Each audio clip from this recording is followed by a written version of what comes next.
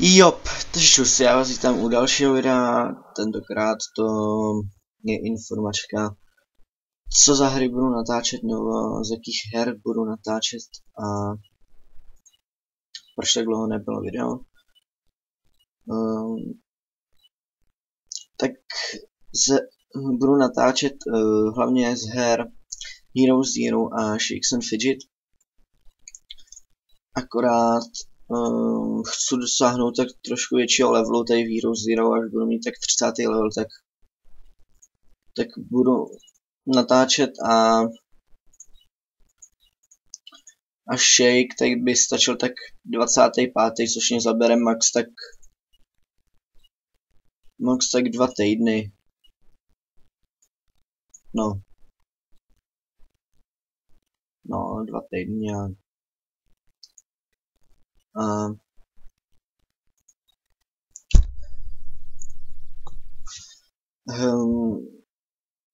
To, že dlouho nebylo video, bylo kvůli tomu, že jsem měl rozbitý sluchátka, neměl jsem žádný nový.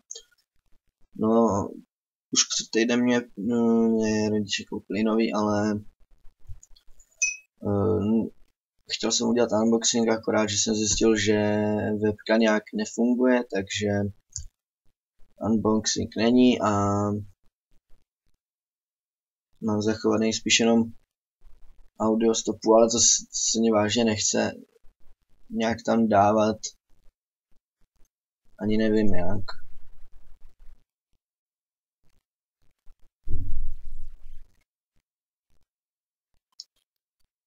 Se teď dívám, na koho bych zautočil.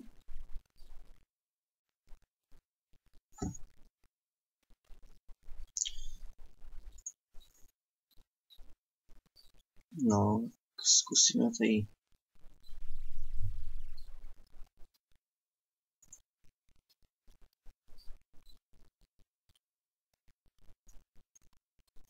Nás porazil, no. Nevadí. Zkusíme podzemko. To by mohlo padnout.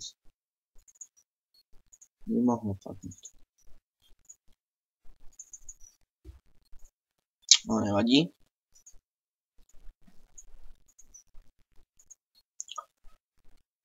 jsem říkal z téhle postavy, tak až na tom 25. levelu nechám si to tady od toho 4. aby jsme potom mohli udělat nějaký trošku pokrok. Houbičky asi dokupovat nebudu.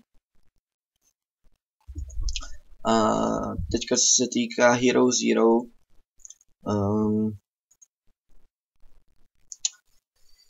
hra je něco jako Shakes and Fidget, akorát že v podobě hrdinů na mě připadá taková lepší, takže ho budu hrávat častěji. Navíc touhu můžete doplňovat neustále za tej zlatý mince, za mince prstě a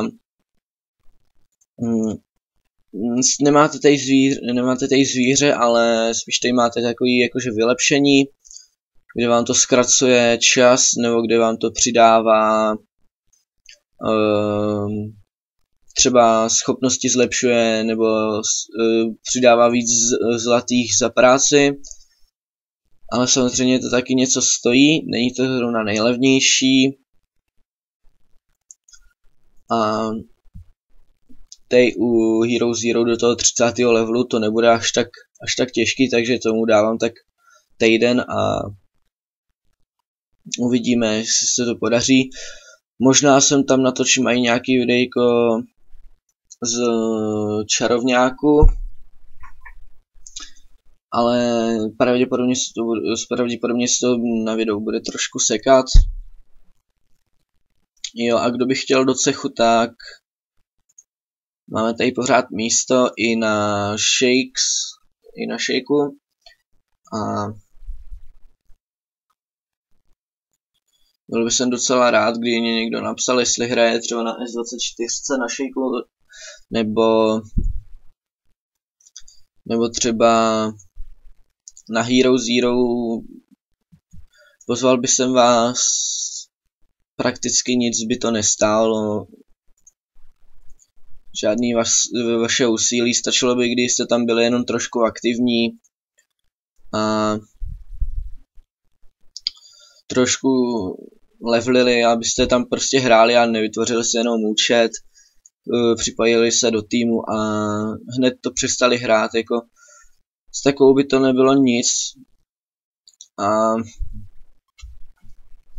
tohle to byla prakticky jenom informačka o tom, co bychom mohli natáčet, teda co by jsem mohl natáčet, a ještě možná budu natáčet Smite, akorát, že to nevím, jak udělám, počkám si nějakou chvilku, dokud nebudu mít aspoň těch 25 minut možnost natáčet, protože mám teďka jenom 15, což mě docela štve. A jako chci říct dopředu, že až budu natáčet videa ze Smiteu, tak upozorňuji předem, nejsem žádný profík a nejsem taky zrovna nejsem ten nejsilnější, takže jako samozřejmě super. Jako samozřejmě tam taky něco umím, taky nejsem zrovna nejméně zkušený hráč, jako, ale i tak bych ocenil podporu.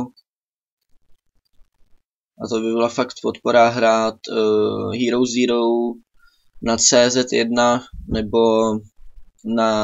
nebo Shakes and Fidget 24S. A samozřejmě bych za to byl rád.